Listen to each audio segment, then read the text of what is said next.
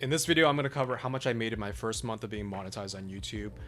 First, I'm going to cover my monetization timeline, my monetization story. How did I actually get to becoming monetized? The second thing I'm going to cover is how do you actually get monetized on YouTube?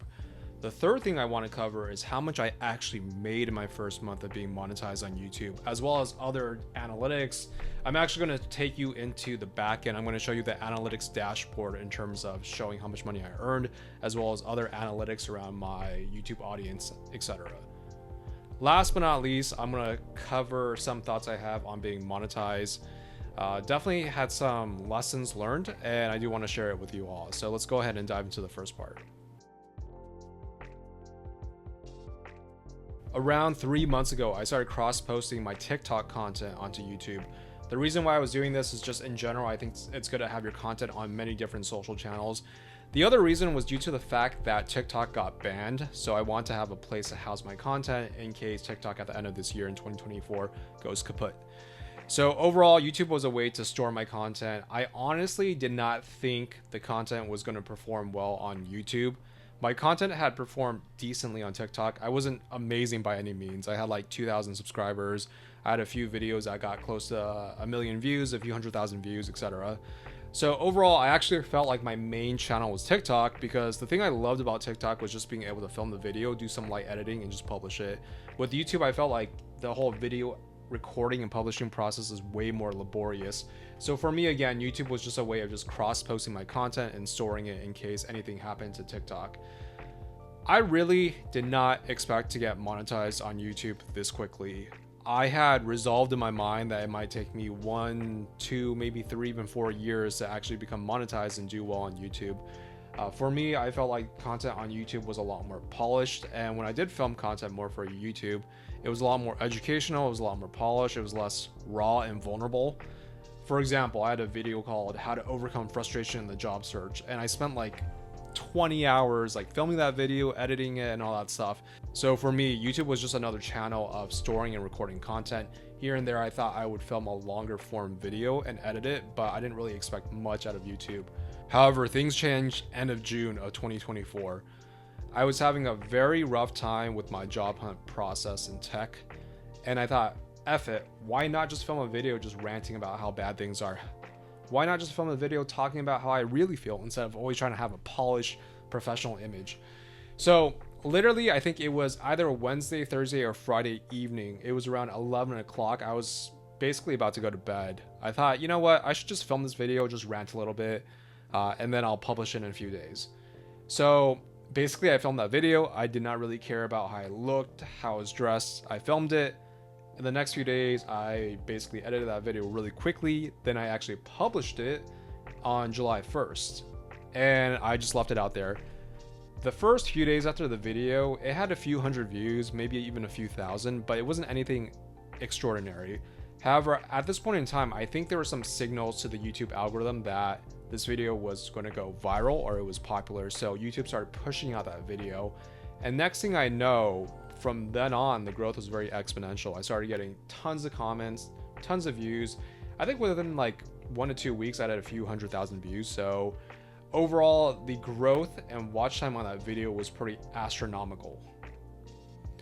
And the other thing I do want to emphasize is, again, I started publishing formally on YouTube in May, and I published this viral video in July.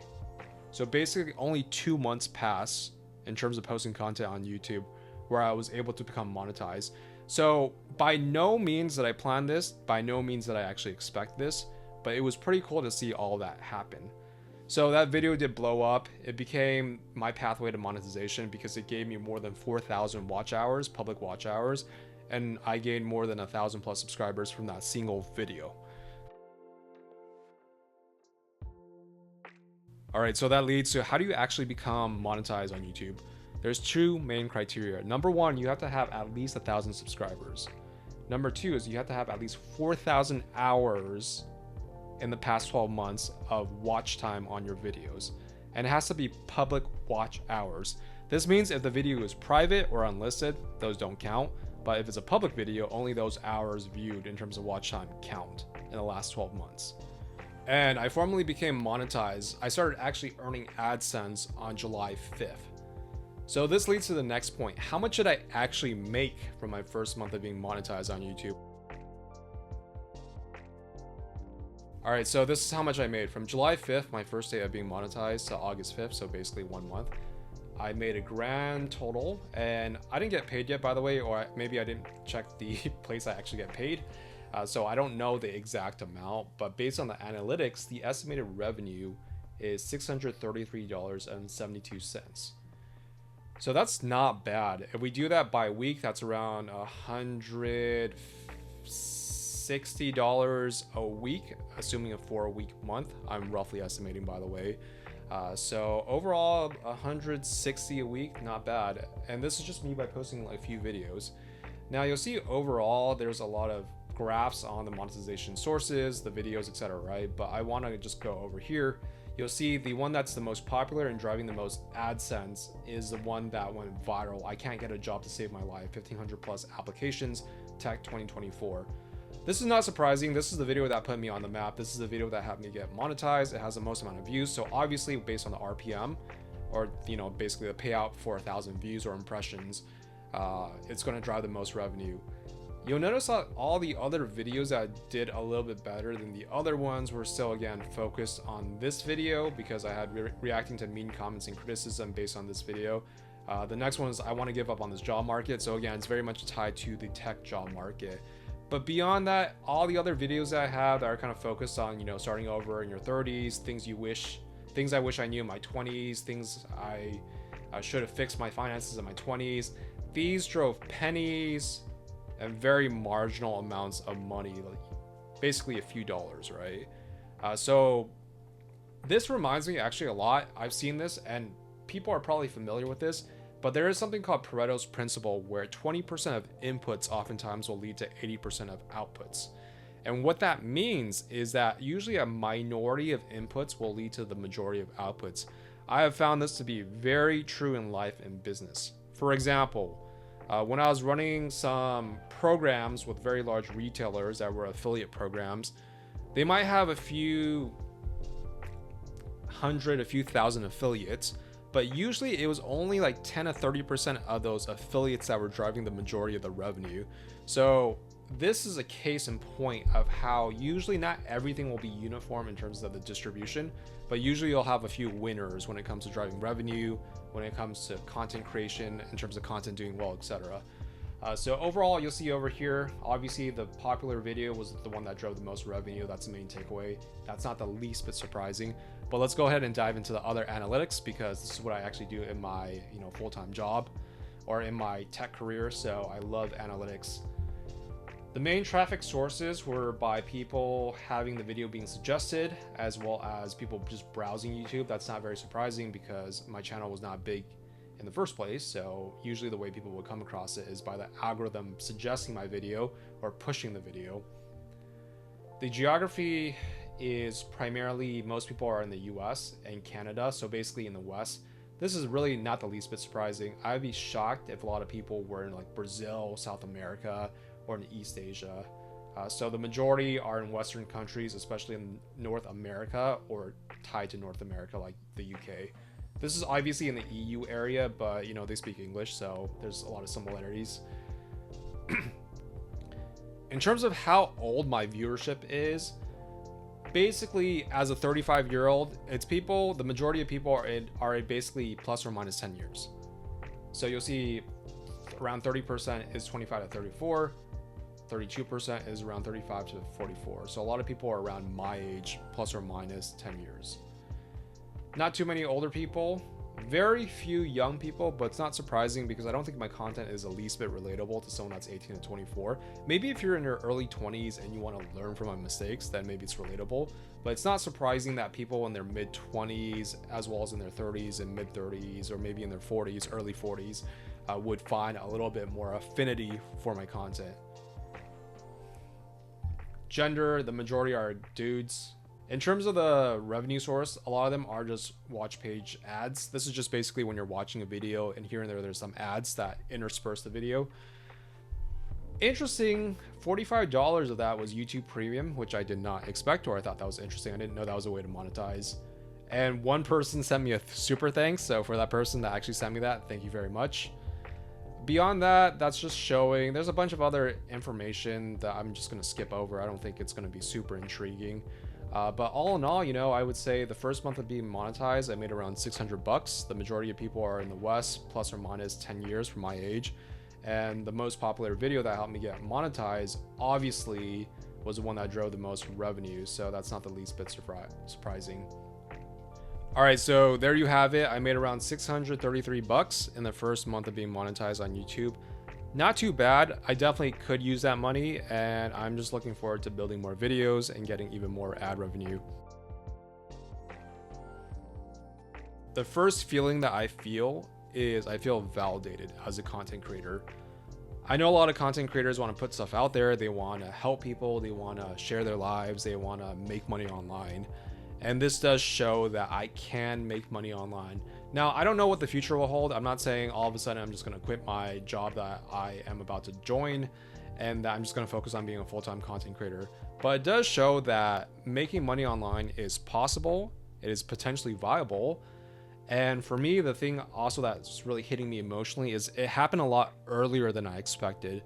So that's just very validating. It makes me feel good because I had honestly expected to be monetized maybe 1 to 2 years down the road or even more. So to be monetized earlier, that was a really nice, like, validating experience that the content I create is not awful. Obviously, it depends on who you're talking to. Some people might think my channel sucks. Other people might say that my channel is really good. But at least it validates that enough people watched my videos and thought it was good enough or it was worth watching enough for me to become monetized. So that's the first feeling that I feel. The second feeling and thoughts I'm having is it really is stressing to me the importance of having multiple income streams and multiple income producing assets. This is something that I knew for a long time, by the way. In my 20s, I was very much into entrepreneurship. I was very much into personal finance, even though I made a crap ton of mistakes. I read Rich Dad Poor Dad, and as you know, the whole thing about Rich Dad Poor Dad is make your money work for you, have income producing assets. So I knew that mentally when I was younger, and in my 30s, I was like, yeah, I should work more on passive income. But this experience really shows how important it is and how helpful it is to have income producing assets. The way I view it now is, if you want to make money, there's a lot of ways to make money. There's active income, right? This includes going to a job, being paid a salary, being paid by the hour, and basically you trade your time for money. You have to actively work for the money. But with income producing assets and passive income, in this case, YouTube is almost like my employee, right? It's taking my content, it's putting it in front of people, serving these ads, and giving me money. So it's working on my behalf. Basically, I don't have to be the one individually showing you all this video to get AdSense. The software, technology, YouTube is the one doing that. And for me, it really has made that importance of having a side hustle, having income producing assets, and having assets that work for you. It really has ingrained the importance of all that. It's one thing to know this mentally and think like, yeah, that makes sense, right? Because our hours in a day are limited and we can only work so hard. But for me to actually experience it, I feel like it made things click more in my mind, mentally and emotionally. And it really has stirred a fire in me like, hey, yeah, you know, like you got to really look at, I'm speaking to myself, by the way, like I had to really think like I have to really examine the way I make money, and my future job in tech will be one way that I make money. Obviously it's active income. It's via a salary. Nothing wrong with that. You can learn a lot at a company and a job and contribute a lot. However, there are other ways of making income, and that comes down to having income producing assets, passive income, having software technology, and other means of basically having it work for you to make money on your behalf. So that's another thing that really struck me, and I think it's one thing to strive towards that and not yet have results. Nothing wrong with that per se. But I would say once you actually experience, like there's a lot of videos out there that say once you experience what it's like to make your first dollar online, it can be a bit life-changing because it kind of gives you the emotional feeling of the possibility of different ways you can make money online as well as just in general. So that's kind of the thing I've been ruminating about, because like literally, again, that video that made me go viral and that's monetized and is driving the most AdSense, literally it took me 20 minutes to film it. it was me ranting at my iPhone camera. I don't even have an official like nice camera filming these videos. It's with my iPhone. I was ranting. I quickly did editing in iMovie. I uploaded that stuff and just threw it out there. And from there, it made me $600. And I don't have to do anything active with that video anymore. Maybe I can reply to comments and stuff like that, right? But once that asset is out there, it's making money for me. Obviously, this is just my first month of being monetized. I'm still very green in terms of making money online and with YouTube. However, I am very excited with my results. I'm very excited I was able to share these stats with you. I actually hope that it encourages people that want to be a content creator to actually pursue that and to keep producing content. And if you have any other video ideas around this topic or related questions to this topic, or just in general regarding this channel, please drop it down in the comments below. I hope you enjoyed this video. Please subscribe to this channel if you're not subscribed. Like this video if it resonated with you or if you just want to show some support. I look forward to seeing you all in the next video. Peace.